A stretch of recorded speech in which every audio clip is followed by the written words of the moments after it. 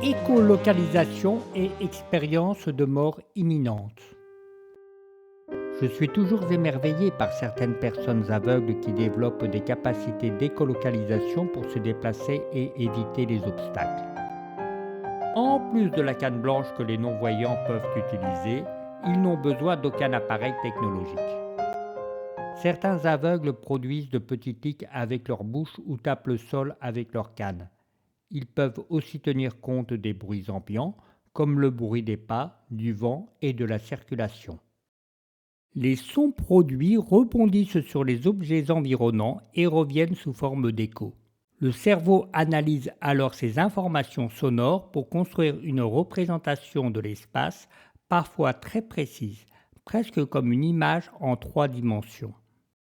Des exemples impressionnants existent, par exemple Daniel Kish, non-voyant, est capable de faire du vélo grâce à cette technique. Ces cas montrent que le cerveau humain possède une remarquable capacité d'adaptation. Les chercheurs parlent de plasticité cérébrale. Lorsque la vision est absente, certaines zones du cerveau habituellement dédiées à la vue peuvent être réutilisées pour traiter les sons. Autrement dit, le cerveau d'un aveugle ne voit plus avec les yeux, mais il peut apprendre à voir avec les oreilles.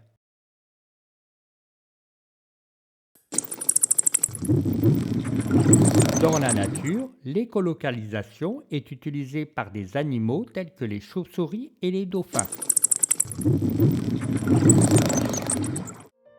Un autre phénomène m'intrigue, les expériences de mort imminente, EMI. De nombreuses personnes ayant vécu un état proche de la mort rapportent des expériences similaires.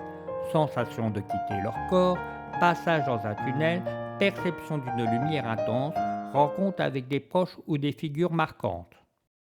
Certains y voient une preuve de l'existence de l'âme ou d'une vie après la mort. Cette interprétation est compréhensible et mérite d'être respectée.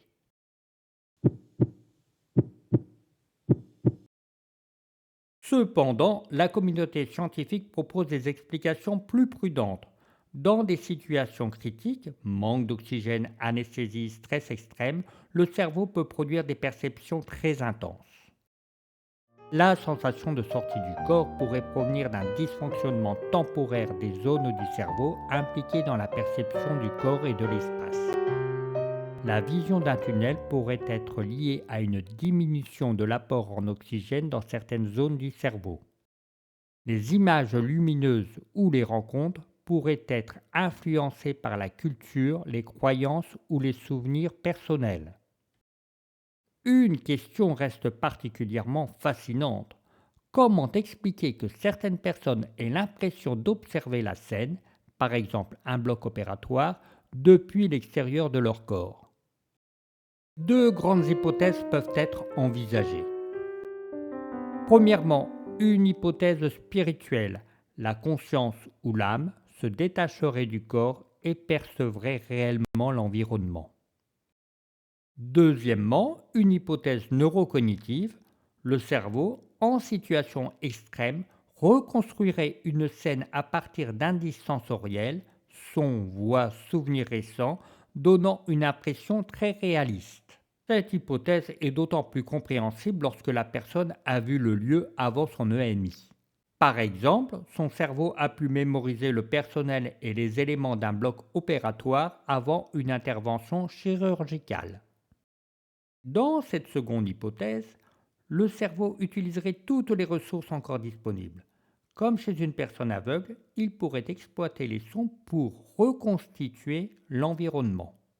On pourrait alors faire un parallèle avec l'écolocalisation, même si, à ce jour, aucune preuve scientifique ne montre que ce mécanisme intervient réellement lors des EMI. EMI. Deux grandes hypothèses peuvent être envisagées. 1. Une hypothèse spirituelle, la conscience ou l'âme. 2. Une hypothèse neurocognitive, le cerveau en situation extrême. Et vous, qu'en pensez-vous?